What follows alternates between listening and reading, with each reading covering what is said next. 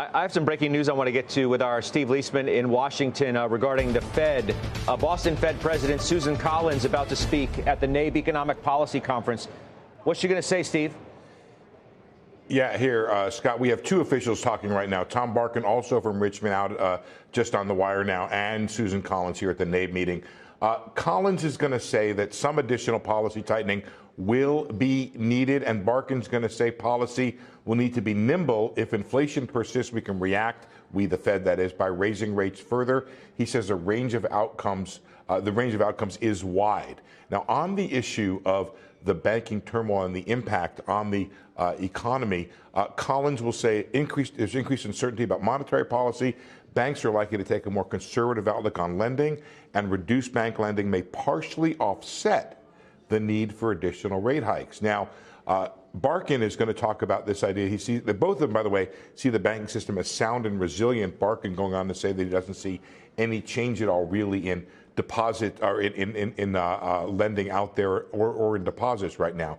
He says lending pullback would limit consumer spending, business investment as well, but it's too early to know if that's going to happen. Tightening credit, he says, could bring inflation down relatively quickly, but inflation, he says, could take time to return to target, and he has his doubts that that's going to happen. So, guys, Scott, you can see essentially, if you look, I want to see if there's been any impact at all in the probabilities, and I don't see it. What I do see is a slight increase, 57% right now, in the idea of the Fed hiking back up to that 5.25 range, but a 42% probability of no change. And really, that's kind of the way these guys sound, a little bit leaning towards that hike, but with some reluctance because they don't know the impact of the banking turmoil on the economy. And I think that's going to be the Fed mantra now for at least a few weeks till we see how this banking situation works itself out. It still feels, though, and you correct me if I'm wrong, that the prevailing view among Fed presidents at this moment remains we can continue to fight inflation and have the tools to put out other fires if, in fact, they should start, as long as they're not too large. I think that's an excellent analysis, Scott, and I can actually back it up with some comments that were made by these two officials.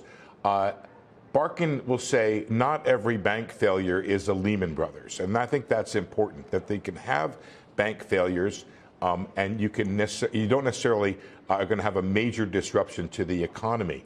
And Collins is also saying that the Fed will use whatever tools that are necessary in order to stabilize the banking system. So this idea of there being a two-track, that they can handle monetary policy and inflation with the monetary policy tools and the banking with the supervision tools, that's the mantra at the Fed, and that's why I think they're probably leaning towards it. We get some vital inflation data tomorrow, Scott, as you know, and there'll be a lot more data to come, and then we'll have to watch, for which there is not terrific data, and I'm trying to figure out what that is, what's happening with bank credit, bank tightening, and the impact that could have on the macroeconomy.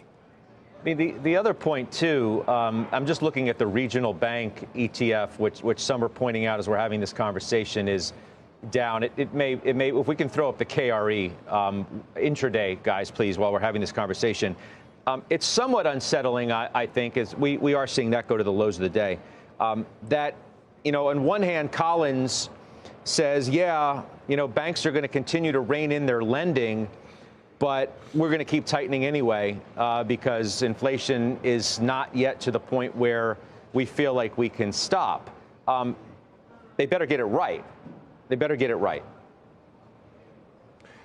So since this thing began, Scott, I've maintained that the importance of the credit tightening is going to run through the inflation numbers, in that the Fed is as concerned as you suggest, and you're right about that, is so concerned about inflation that the extent to which the bank tightening credit matters, and if it's not a systemic risk issue, the extent to which that matters, it matters the effect on the macroeconomy and on inflation.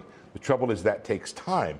And so essentially, as we've talked about before, the Fed is having a little experiment here. This idea is a concept that they can run monetary policy and financial stability with different tools, and that the twain aren't necessarily meeting immediately.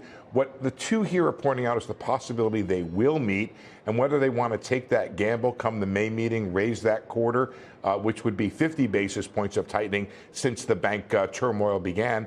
It seems like they're kind of leaning that way if the inflation numbers remain high. Yeah.